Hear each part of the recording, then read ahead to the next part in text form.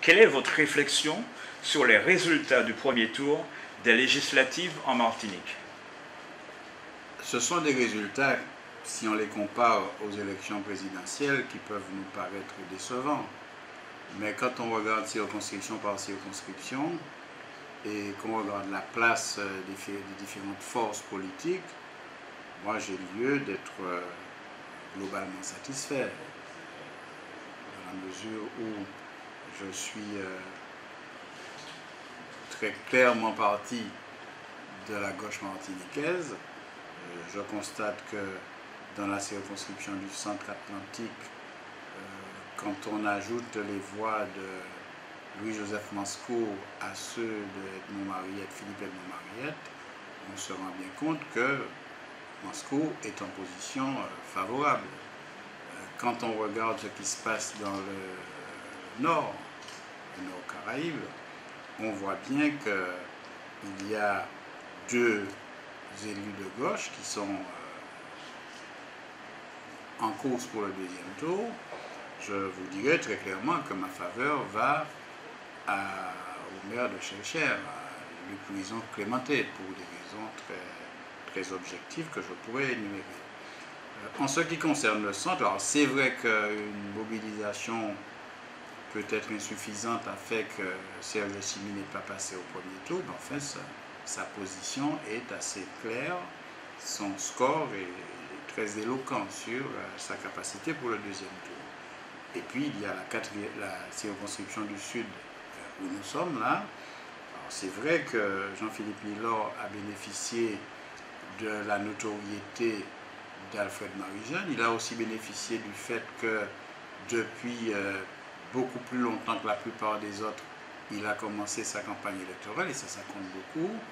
Et enfin, il a bénéficié du fait que d'un côté, il a été candidat à plusieurs reprises, il a été élu notamment conseiller général à Saint-Plus, et il a le soutien de Rivière-Pilote, qui est la commune voisine, sur laquelle la notoriété et la force politique du MIM sont grandes. Donc ça permet de comprendre certaines positions. Dans la circonscription du Nord, quelles sont les forces et faiblesses des candidats Nestor Azero et Luc Clémenté? Ça ne se pose pas, à mon avis, en termes de force et faiblesse, dans la mesure où nous sommes au deuxième tour. Il faut faire un choix. Il faut choisir ou bien Nestor Azero ou bien Louison Clémenté. Je vous ai dit tout à l'heure, si Nestor Azero était en face de quelqu'un de la droite, je serais très clairement pour demander de voter très franchement pour Nestor. Mais concernant le vote actuel, entre Nestor Azero et Luc Clémenté, il y a plus une question d'affinité. Il est beaucoup plus proche politiquement que Nestor Azero, bien que je considère Nestor comme un authentique homme de gauche. Évidemment, ce n'est pas une question de qualité personnelle. Ce sont deux personnes qui me paraissent avoir beaucoup de qualité. Deux députés sortants dans la nouvelle circonscription du Centre Atlantique. Quelles sont les chances de Louis-Joseph Manscourt face à Alfred Marie-Jeanne? C'est vrai que tout le monde dit que ce n'est pas une question d'arithmétique. Mais enfin, quand on regarde bien, ça ne peut pas être le contraire de l'arithmétique non plus. C'est quand même une indication que de savoir où les gens ont voté au premier tour. Manifestement, Bâtir le pays Martinique a pris parti pour Louis-Joseph Manscourt au second tour. Il faut ajouter que le score de Louis-Joseph Manscourt est un score très honorable. Il est quand même dans une nouvelle circonscription. Il a toujours été considéré comme le député de la circonscription plus que quelqu'un qui rayonnerait sur toutes les autres communes qui ont été introduites dans cette nouvelle perspective. Donc je crois que les conditions sont remplies pour que Louis-Joseph Manscourt, avec un bon travail de mobilisation, soit à nouveau élu député de la Martinique. On sait que Jean-Philippe Nilor est de Sainte-Luce. Il devance dans votre commune Arnaud René Corail de 1108 voix. C'est beaucoup. Qu'en pensez-vous? Il faut dire que sur Sainte-Luce, on a deux choses. comme dans le Sud d'ailleurs, le début tardif de la campagne d'Arnaud René Corail, les hésitations qui ont présidé à sa désignation. Et je vous dis très clairement qu'au premier tour, je n'étais pas du tout impliqué dans la campagne. Ça, c'est clair dans toute la commune et dans tout le Sud. Là, je crois qu'il y a une décision à prendre. Le problème n'est pas simplement de voter pour un homme, quels que soient ses mérites. Le problème, c'est au cours des élections législatives actuelles, de se dire, est-ce que nous nous rendons cohérents avec le vote que nous avons fait au présidentiel. Au présidentiel, sur Saint-Plus par exemple, 3009 personnes sont venues voter pour François Hollande. Il faut transformer cela en un soutien à François Hollande. Or, parmi les deux candidats qui sont présents au deuxième tour dans le Sud, il est clair que Arnaud René Corail est le seul qui a dit dès le départ, et qui, compte tenu de son histoire politique, sera un soutien indéfectible des idées et des propositions, de même que des réformes que François Hollande va présenter. Donc là aussi, je pense qu'il y a une évidence.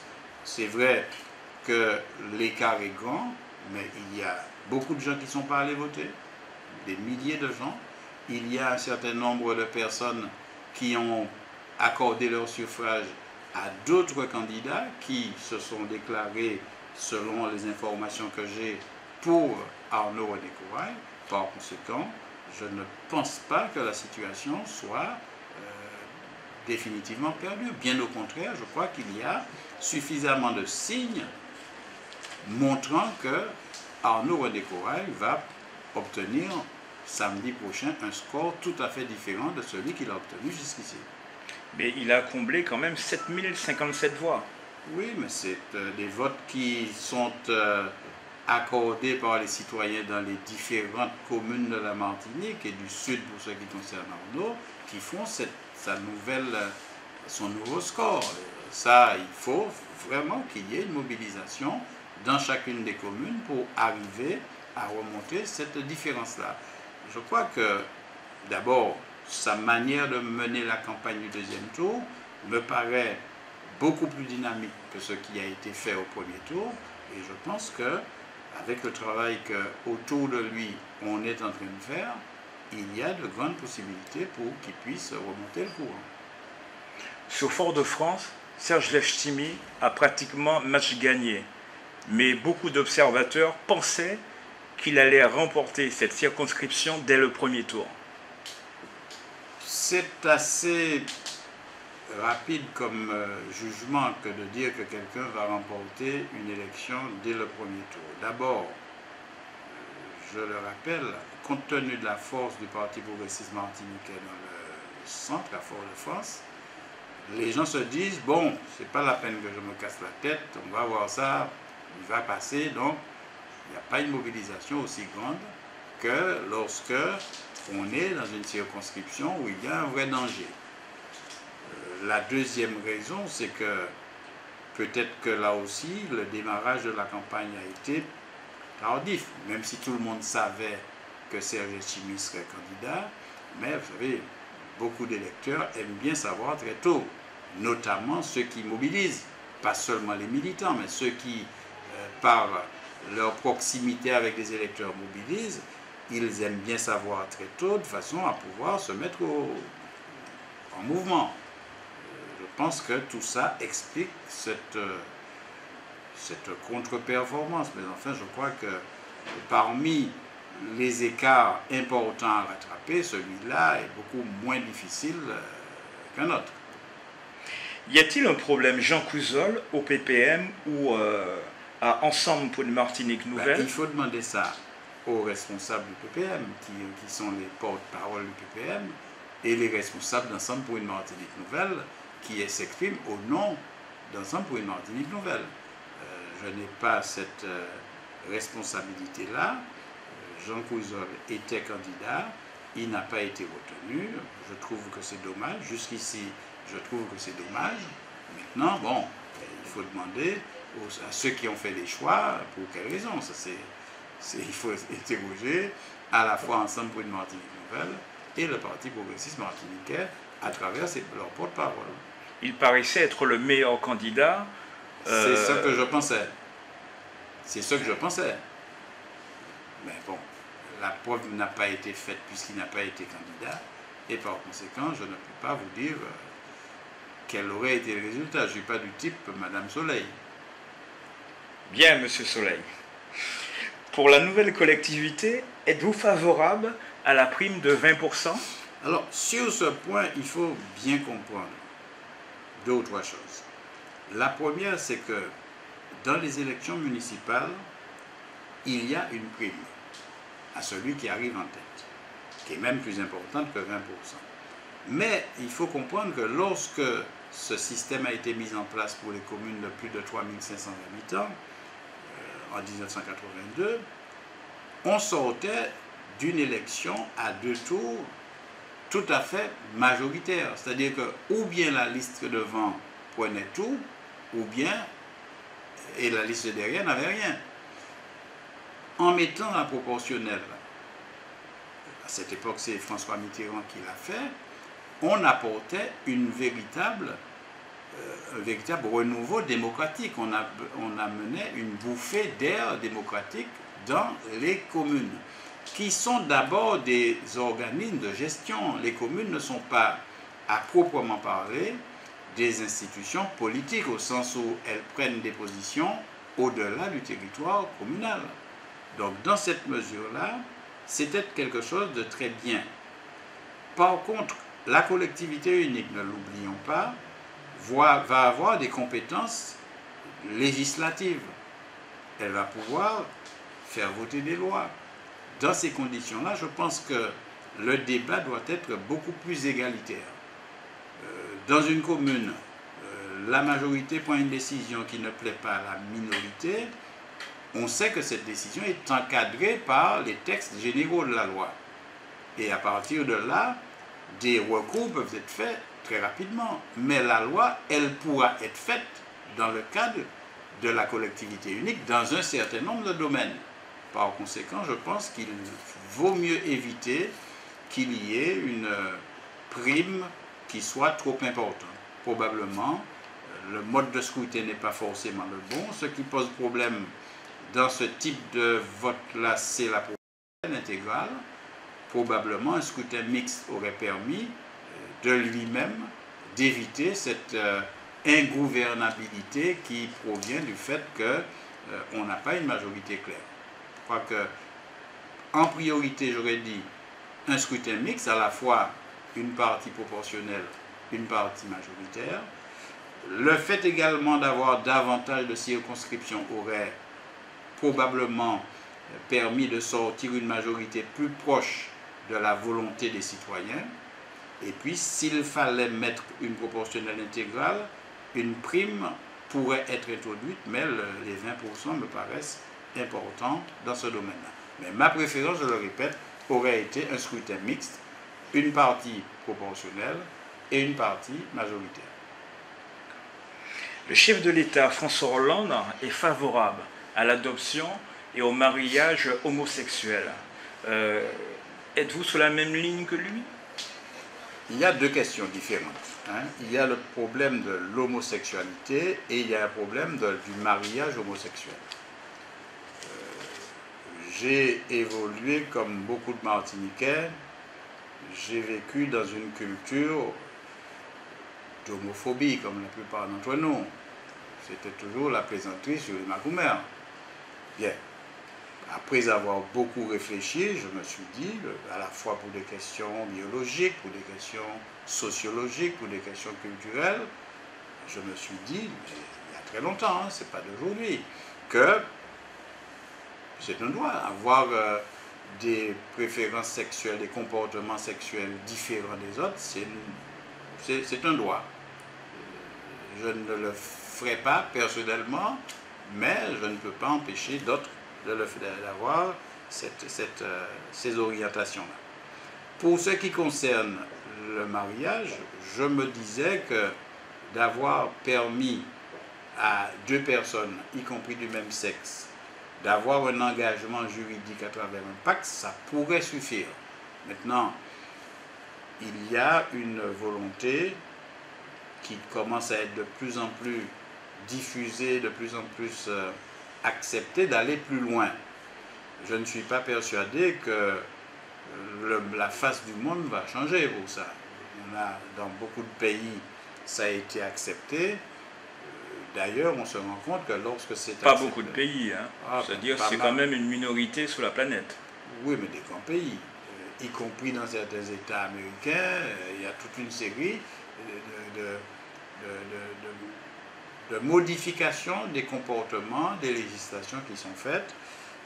Je dirais que je ne serai pas le premier à proposer, mais si ça se fait, je ne considérerai pas que le monde est à l'envers pour ça. Je ne considérerai pas que c'est la fin du monde pour ça. Donc pour l'adoption aussi.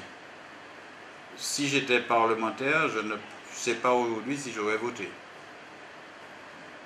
Quelque chose à rajouter? Non, je pense que on a un enjeu qui est très important, pas seulement pour samedi.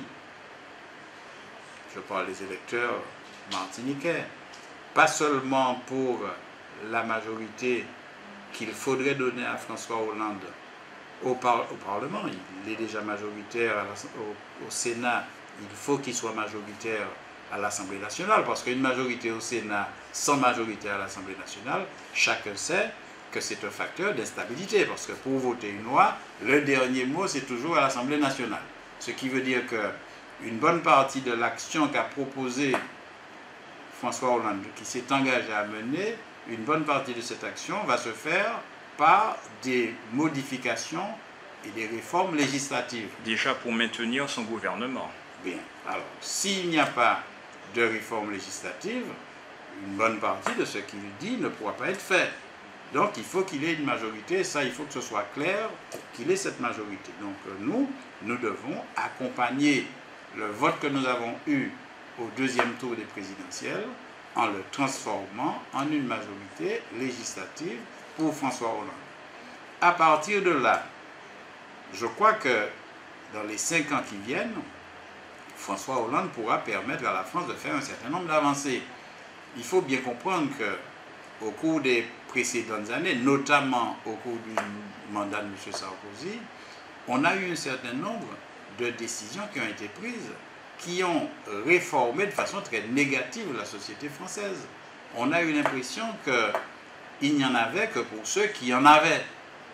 Exemple?